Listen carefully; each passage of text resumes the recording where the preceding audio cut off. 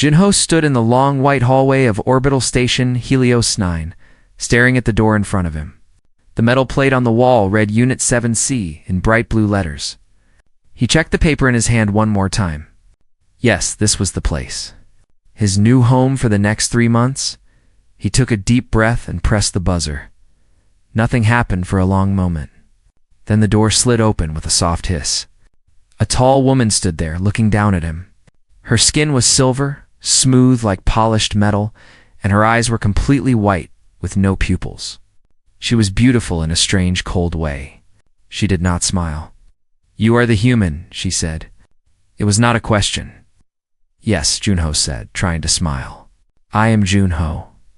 I was assigned to this unit." There was some kind of mix-up with the housing office, and they said, "I know what they said." The silver woman crossed her arms. "I also know that we specifically requested no human roommates. We made this very clear." "I understand. I am sorry. But the administrator said there is nothing they can do for 3 months. All other units are full." Junho held up his single bag. "I promise I will not cause any trouble. I will stay in my room. You will not even know I am here." The silver woman stared at him for a long time. Her white eyes seemed to look right through him. Then she stepped aside, letting him enter. The unit was clean and organized. Everything had its place. The furniture was simple but nice. Junho noticed that the walls had strange symbols painted on them, probably from the silver woman's culture. "I am Vela," the silver woman said. "I am from the Lunari species. I work as a data analyst on the station. I wake at 6, I sleep at 10, and I do not like noise." "Okay," Junho nodded. "I can be quiet. We will see." Oh. Just then, another door opened, and a second woman came out. Junho's eyes went wide. This one was shorter than him, with soft lavender skin and large amber eyes that seemed to glow in the light. But the most surprising thing was that she had 4 arms instead of 2. All 4 hands were holding something different. A plant pot, a tablet, a cup of something steaming, and a small watering can. The lavender woman said, nearly dropping everything. "Is this him? Is this the human?" "Yes, Rina," Vela said with a tired voice. "This is the human." Rina set down all her things on the nearest table and rushed over to Junho. She walked around him in a circle, studying him from every angle. Her 4 hands touched his shoulders, his arms, his hair. "Amazing," she whispered. "Only 2 arms. How do you carry things? How do you cook? How do you do anything?" Junho laughed nervously. "We manage somehow." "I am Rina," she said, finally stepping back. "I am Kazari. I am a botanist. I study plants from many worlds. Earth plants are my favorite right now. So much variety. So many colors." Rinavella said sharply, "Do not get too friendly. He is only here because of a mistake. He will leave as soon as possible." Rina's smile faded a little, but she nodded. "Yes, Vela, of course." Vela turned back to Junho. Her face was hard and cold. "Let me be clear about the rules. No cooking Earth's food. The smell is offensive to Lunari senses. No playing music. Our hearing is sensitive. No inviting other humans here. No loud talking. No what you call parties. And absolutely no human bonding rituals." "Human bonding rituals?" Junho asked, confused. "Hugging, handshaking, patting on the back. Whatever else your species does." Vela made a face like she had tasted something bad. "We find it disturbing." "Okay," Junho said quietly. "I understand." "Good. Your room is the small one at the end of the hall. It was storage before. We cleared it for you." Ginho walked down the hall and found his room. Vela was right. It was small. Very small. There was just enough space for a narrow bed, a tiny desk, and a shelf. The window looked out at the stars, which was nice. But the room felt lonely. He put his bag on the bed and sat down. He could hear Vela and Rina talking in the main room. Vela's voice was sharp and angry. Rina's voice was softer, trying to calm her down. Junho sighed. He was used to being unwanted. Back on Earth, he had grown up in a small town where everyone knew everyone. When he left to work in space, his family thought he was crazy. When he arrived at Helios 9, most aliens looked at him like he was something dirty. Humans were new to the galactic community. Many species did not trust them yet. But Junho was patient. He had learned long ago that anger and fighting never solved anything. The best way to change someone's mind was to simply be a good person. Day after day. Little by little, he unpacked his few things. Some clothes, a photo of his grandmother, a small cooking pot that he probably could not use now, a book of Korean folktales that his mother gave him before he left Earth. Night came on the station. The lights in the hallway dimmed automatically. Junho lay in his bed, staring at the ceiling, unable to sleep. The bed was hard. The room was cold. He missed the sound of rain on the roof back home. Then he heard a soft knock on his door. He sat up, surprised. Yes, the door slid open just a little. Rinna's face appeared in the gap. Her amber eyes were bright with curiosity. "Are you awake?" She whispered double quotes. "Yes." She slipped inside and closed the door behind her. She looked around his tiny room, her 4 hands clasped together nervously. "I'm sorry about Vela," she said. "She is not always like this. She has her reasons." "It is okay," Junho said. "I understand that she does not want me here." Rinna sat on the edge of his bed. "Can I ask you something?" "Sure. What is pizza?" Junho blinked. "Pizza. Yes. I read about it in my research on Earth culture. It is some kind of food, yes? With cheese and tomato? What does it taste like?" Junho smiled for the first time since arriving. "It is delicious. The bread is soft and crispy at the same time. The cheese is warm and stretchy. The tomato sauce is sweet and a little sour. And you can put many things on top. Meat, vegetables, even fruit." Rinna's eyes went wide. "That sounds wonderful. Khazari food is nothing like that. We eat nutrition bars. Everything we need in one small package. Very efficient. Very boring." "Maybe someday I can make you some," Junho said. "If Vela allows it?" Rinna giggled quietly. "Maybe someday." Before leaving, she looked back at him. "I think you might be different from what Vela believes," she said. "Good night, Junho. Good night, Rinna." The door closed, and Junho was alone again.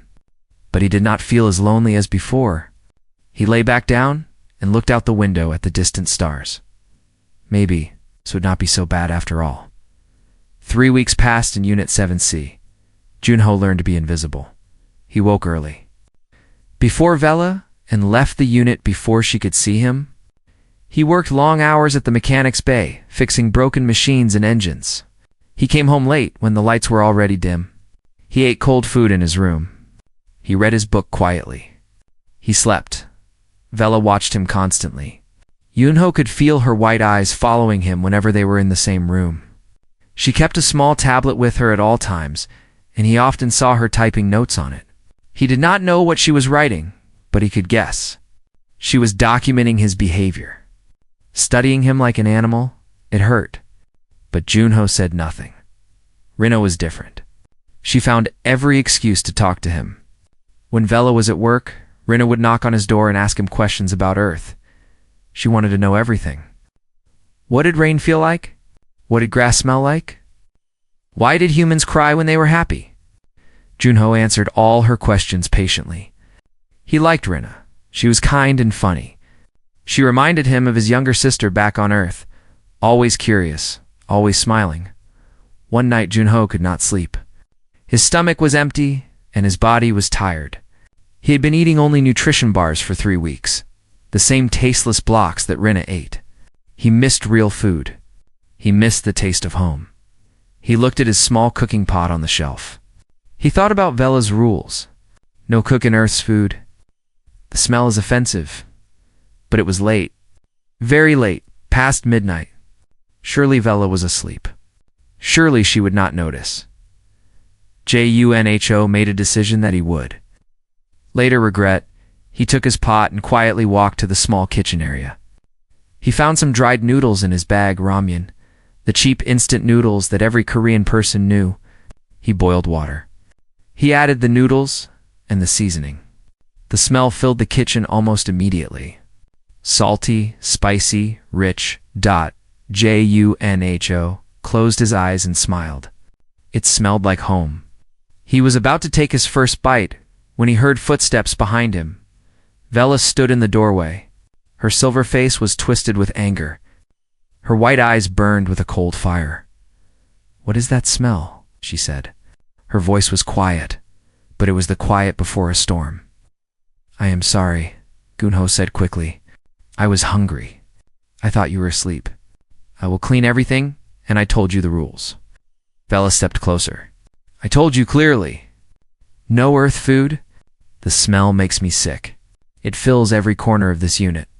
I can taste it in my mouth. I'm sorry. I will not do it again. You humans are all the same." Vela's voice rose. "You do not listen. You do not care. You only think about yourselves. You come into our spaces and you take and you ruin everything." "Ah!" Junho stood still. He did not argue. He did not defend himself. Vela continued, her voice shaking now. "Do you know what your people did to mine? 15 years ago at the Lunar Trade Summit? A human ambassador started a fight over nothing. A stupid argument about prices. It turned into a battle. Many Lunari died that day." She paused. Her hands were trembling. "My brother was one of them." The kitchen was silent. The only sound was the soft bubbling of the forgotten noodles. "I did not know," Junho said softly. "I am truly sorry for your loss. I do not want your sorry." Vela turned and walked away. Her door slammed shut. Junho stood alone in the kitchen. The ramyun had gone cold. He did not feel hungry anymore. He cleaned everything carefully. He made sure no trace of smell was left. Then he went back to his room. He sat at his tiny desk and took out a piece of paper. He wrote a short note in his best handwriting. "I am sorry for your loss. I cannot change the past, but I want you to know that I see your pain, and I am sorry." He walked to Vela's door and slipped the note underneath. Then he went to bed. The next morning, Junho left for work as usual. When he came home that evening, he saw something on the floor outside his room.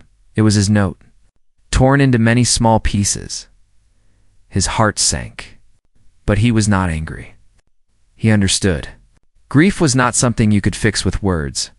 Vela had been carrying this pain for 15 years. A simple note from a stranger would not make it go away. Junho picked up the pieces and threw them away. He did not mention it to anyone. Days passed.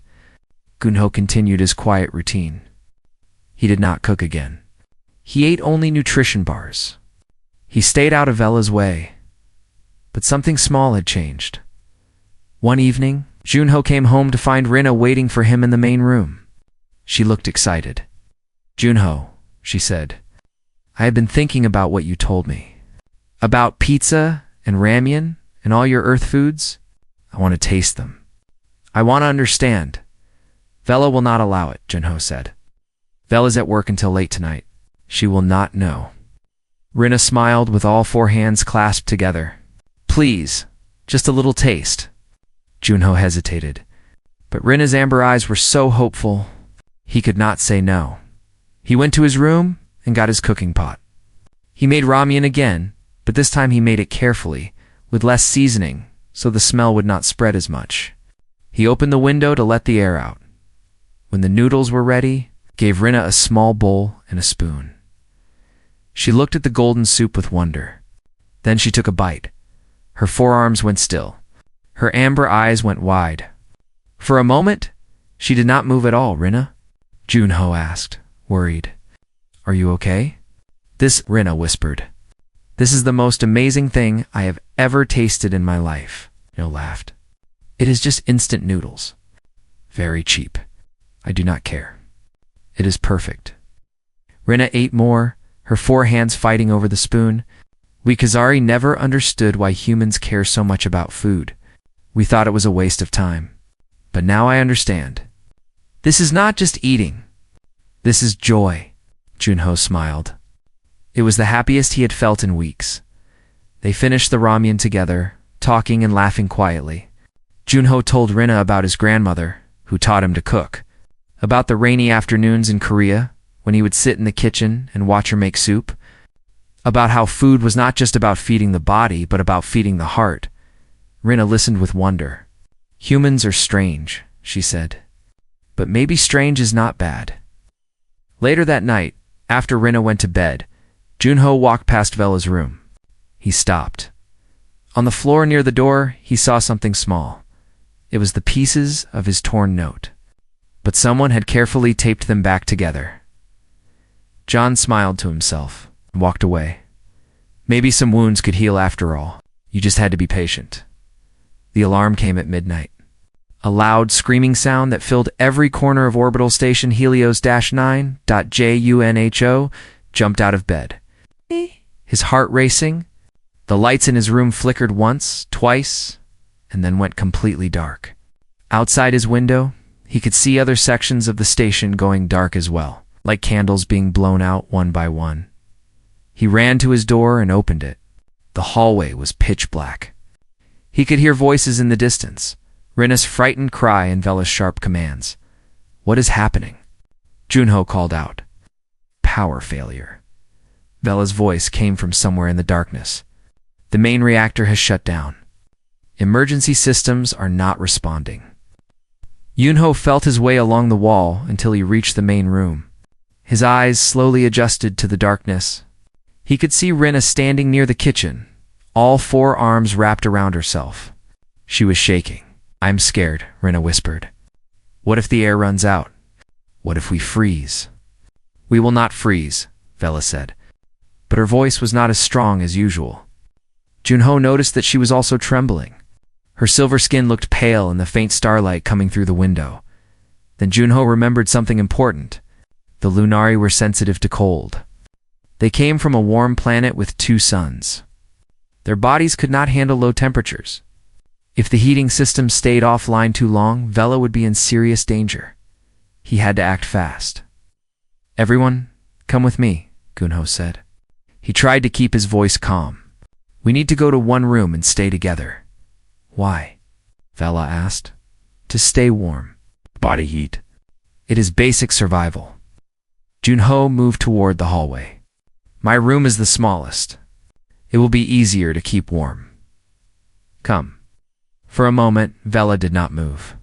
Even now, she did not want to follow a human's lead. But then she felt another wave of cold air and her body shook. "Fine," she said quietly. The 3 of them crowded into Junho's tiny room. It was a tight fit, but that was good. Less space meant less heat loss. Junho moved quickly.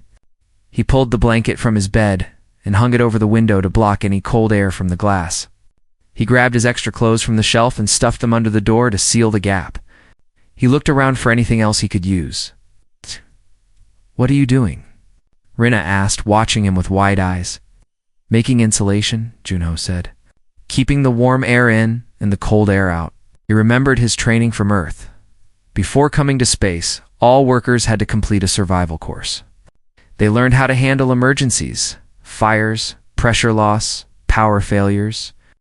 Junho had paid close attention during those lessons. He never thought he would actually need them. "We need heat," he said, thinking out loud. "The heating unit is dead. But maybe I can make a small chemical heat source." He searched through his bag and found his emergency kit. Inside was a small packet of iron powder and salt, a simple hand warmer that humans used in cold weather. He opened it and shook it, and soon it became warm in his palm. "It is not much," he said, "but it will help." He placed the warmer in the center of the room.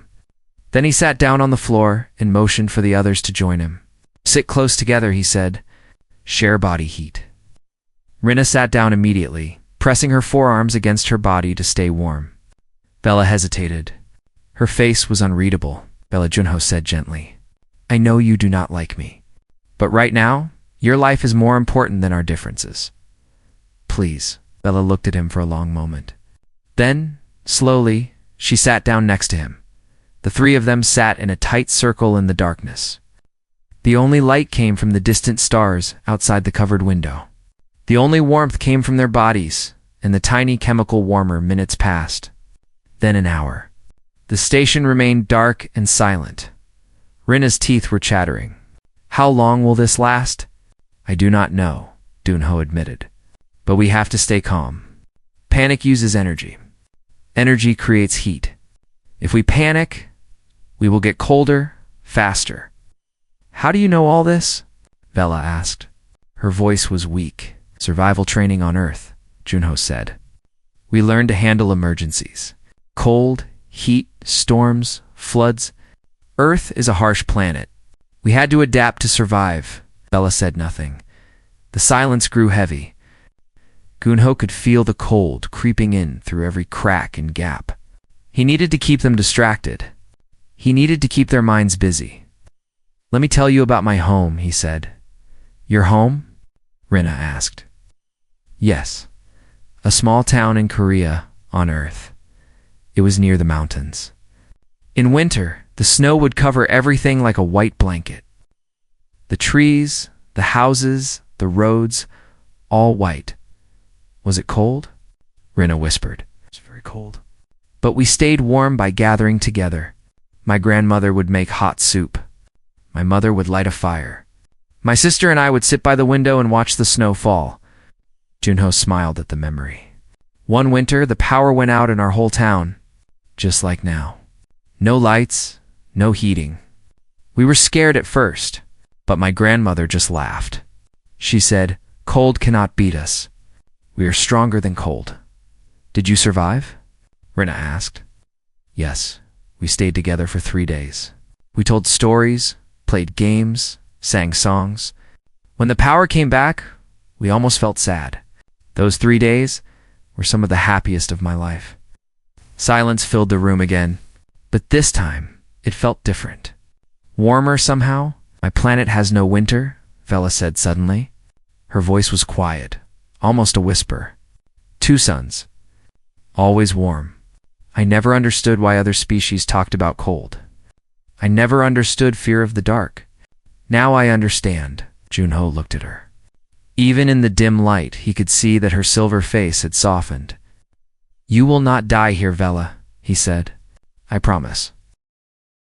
You cannot promise that. Maybe not. But I will do everything I can. 3 more hours passed. Junho's body was stiff and tired. His hands were numb. But he kept the chemical warmer going. He kept talking. He told them about the first time he saw the stars as a child. About his dream of traveling to space. About the day he left Earth and looked back at the blue planet getting smaller and smaller. Rinna fell asleep at some point, her head resting on Junho's shoulder, her forearms wrapped around herself. Vela stayed awake, listening to every word. Then, finally, the lights flickered on. The heating unit hummed back to life. Warm air flooded into the room. Outside, they could hear cheering from other parts of the station. Junho let out a long breath. It is over. Rinna woke up and smiled. We made it. Vela stood up slowly. She looked at Junho. Her white eyes were unreadable. But when she spoke, her voice was different. Softer. Thank you, she said. Just 2 words. But they meant everything. She walked to the door. Then she stopped. I will not lock my door tonight, she said. In case you need anything. She left without another word. Junho sat alone in his tiny room, the warm air washing over him. He looked at the small chemical warmer in his hand, now cold and used up. Sometimes, the smallest things could make the biggest difference. The message appeared on their door 3 days after the blackout. Junho was coming home from work when he saw it. Someone had painted words on the metal surface in ugly red letters. Humans go home, aliens stay pure. He stared at the message for a long moment. His stomach twisted with a familiar feeling, the same feeling he had when kids at school bullied him for being different. When strangers looked at him with disgust, when he realized that no matter how hard he tried, some people would never accept him. He took a deep breath and went inside. Vela and Rinna were already in the main room. They had seen the message too. Rinna's face was pale with fear. All 4 of her hands were shaking. Who did this? She whispered. The Pure Collective, Vela said. Her voice was cold and hard. I have heard of them. A group that believes humans and aliens should never live together. They say mixing species will destroy both cultures. That is stupid, Rena said. We are not mixing. We are just living in the same unit. They do not see it that way. Bella crossed her arms. To them, any contact with humans is contamination. Junho walked to the window and looked out. The station was busy as always, people of all species, walking, talking, working. But somewhere out there, someone hated him. Someone wanted him gone. We should report this, Vela said. We should move to a different unit. It is too dangerous here. Junho turned to face her.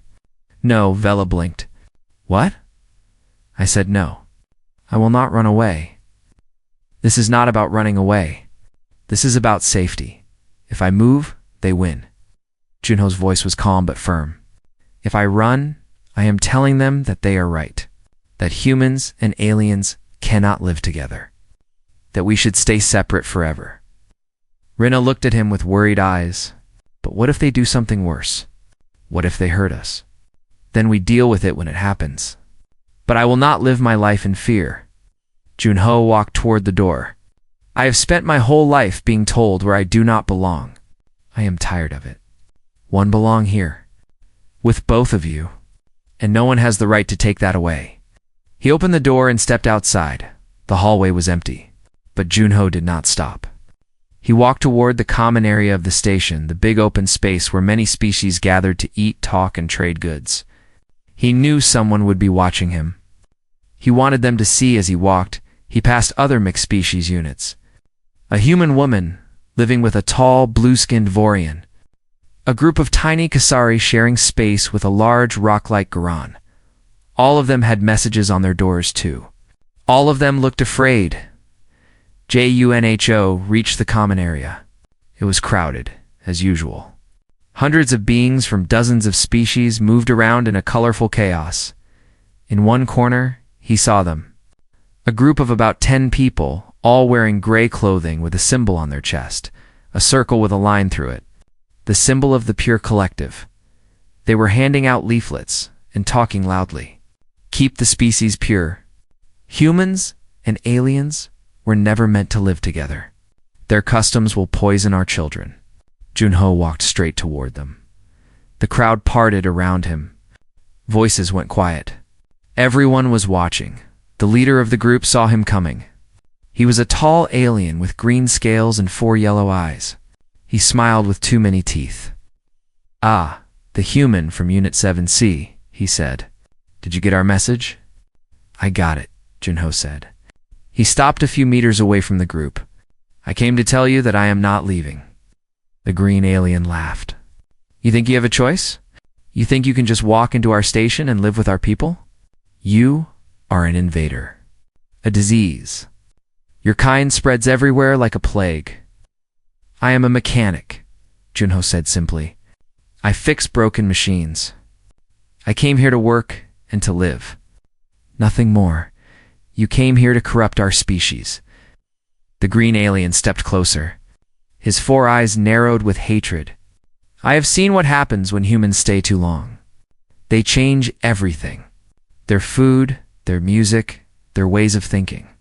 Soon, everyone forgets who they were before humans came. Is that such a bad thing? Junho asked. Change does not mean destruction. It can mean growth. Pretty words from a primitive species. The alien spat on the ground near Junho's feet. You are not welcome here. Leave or suffer the consequences. Junho did not move. His heart was racing, but his voice stayed steady. I lived with a Lunare woman who hated me because humans killed her brother. She thought all humans were violent and selfish. But she saved my note. She thanked me when I kept her alive in the cold. She is learning that maybe humans are not all the same. The green alien opened his mouth to speak, but Junho continued. I lived with a Khazari woman who thought human customs were strange and wasteful. But she tasted our food and found joy in it. She is learning that different does not mean wrong. Junho's voice rose, and now the whole common area was silent. Everyone was listening. You say humans are a disease. But look around you. This station exists because different species work together. Lunari engineers, Khazari scientists, Vorian builders, human mechanics. We built this place together, and we made it work by listening to each other, learning from each other, growing with each other. He pointed at the pure collective. You want to go backward. You want to build walls and hide behind them. But walls do not make you safe. They just make you alone. For a moment, no one moved. Then someone in the crowd started clapping. A Kasari woman with 6 children around her. Then a Vorian couple. Then a group of humans standing near the food stalls. More people joined in.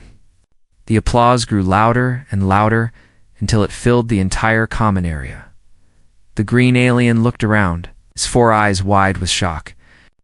His group of followers started backing away, their confidence gone. This is not over, the green alien hissed, but his voice was weak, and he was already moving toward the exit. JUNHO watched them leave.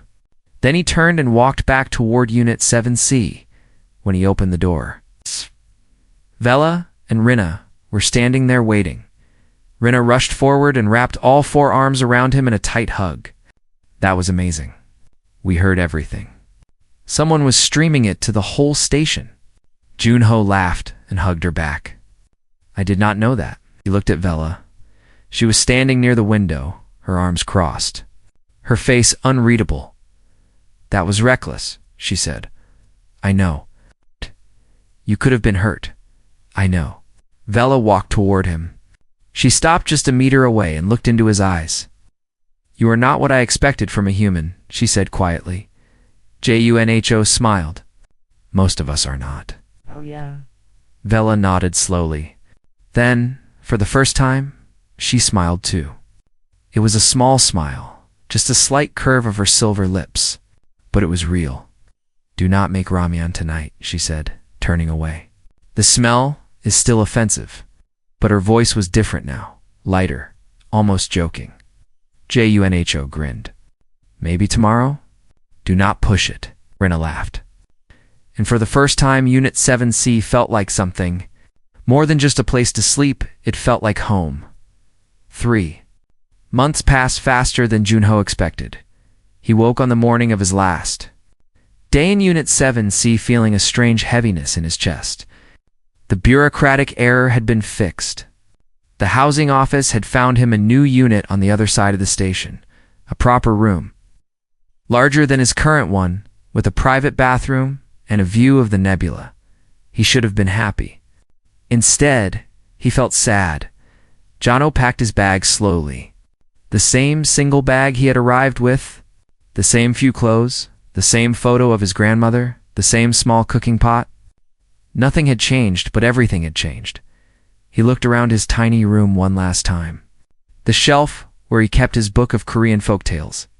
The window where he watched the stars on sleepless nights. The door that Rina knocked on when she wanted to talk. He took a deep breath and stepped out into the hallway. The main room was empty. Vela was at work. Rina was at her lab. There was no one to say goodbye to. Maybe that was for the best. Junho did not like goodbyes. They were too hard. He walked to the door of the unit and reached for the control panel. But before he could press it, the door slid open on its own. Rina was standing there, blocking the way.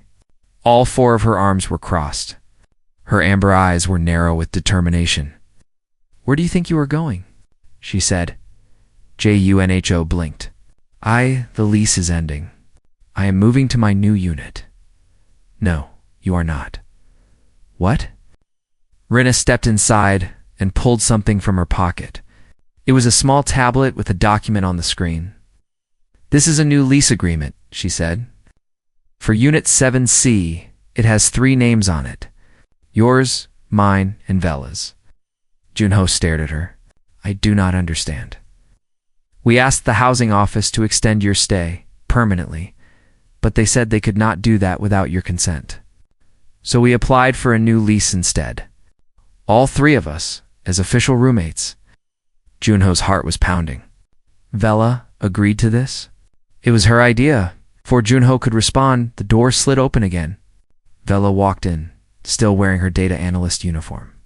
Her silver face was calm, but there was something different in her white eyes. Something warm. Close your mouth, Vela said. You look foolish.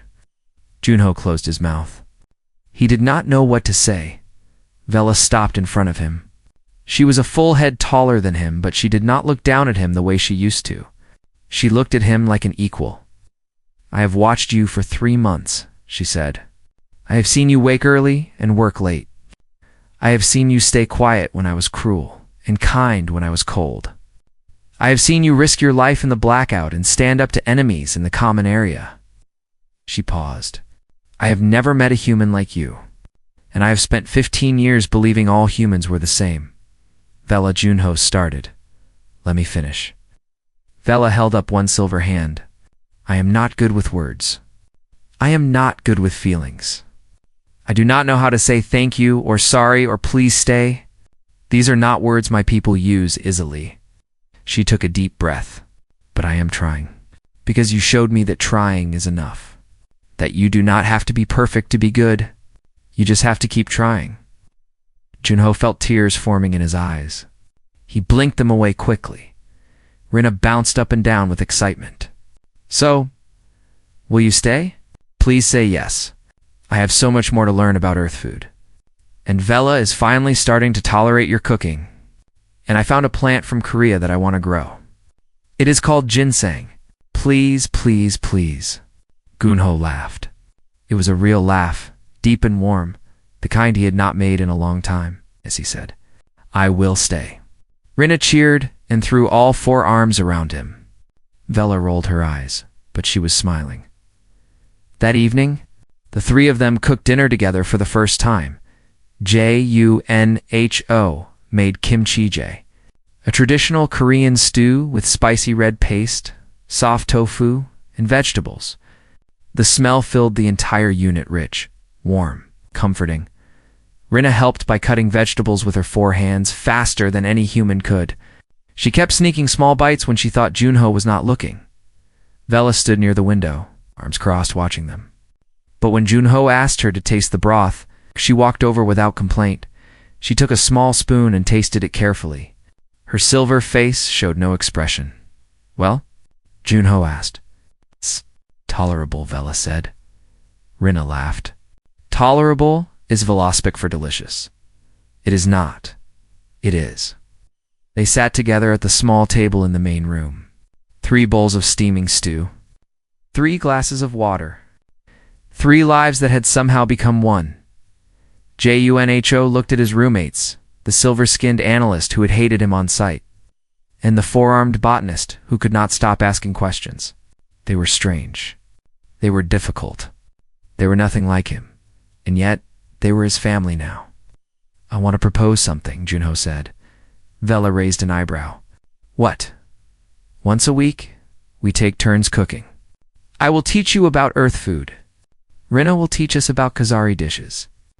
And Vela, he looked at her. What do Lunari eat? Vela thought for a moment. Light? You eat light? Our skin absorbs energy from our 2 suns. We do not need to eat in the human sense. But we have rituals. Drinks made from starflower nectar. Crystals that we dissolve on our tongues. Rina's eyes lit up. That sounds amazing. I want to try. It might kill you. I still want to try. Junho shook his head, smiling. Okay, maybe we start with safe foods first. They finished their stew and cleaned up together. Rina washed the dishes with her many hands. Vela dried them with careful precision. Junho put everything away. Later they sat by the window and watched the stars. 3 months ago I thought my life was over, Junho said quietly. I had lost my home, my belongings, everything I owned. I was assigned to live with 2 aliens who did not want me. I thought I would just survive until I could leave. He looked at Vela and Rina. I never expected to find a family. Rina leaned her head on his shoulder. Humans are full of surprises. Vela said nothing. But she reached out and placed her silver hand over Junho's for just a moment. It was cool to the touch, but gentle. Then she pulled away and stood up. I am going to bed. Do not make noise. Good night, Vela, Junho said. Good night, Vela, Rina called. Vela stopped at her door. She looked back at them. "Good night," she said softly. "Both of you." The door closed. Junho and Rinna sat in comfortable silence. Outside the window, stars stretched on forever, millions of tiny lights in the darkness. Somewhere out there, Earth was spinning slowly around its sun. Junho's grandmother was probably cooking dinner right now. His mother was probably watching the news. His sister was probably doing homework. He missed them. He always would. But here in this tiny unit on a space station far from home, he had found something just as precious. Two people who accepted him for who he was. Two friends who had become family. Unit 7C was no longer just a room. It was home. And sometimes, home was not a place you found. It was a place you built. One small moment at a time. The people who mattered most. Jaw smiled and looked at the stars. He was exactly where he was supposed to be.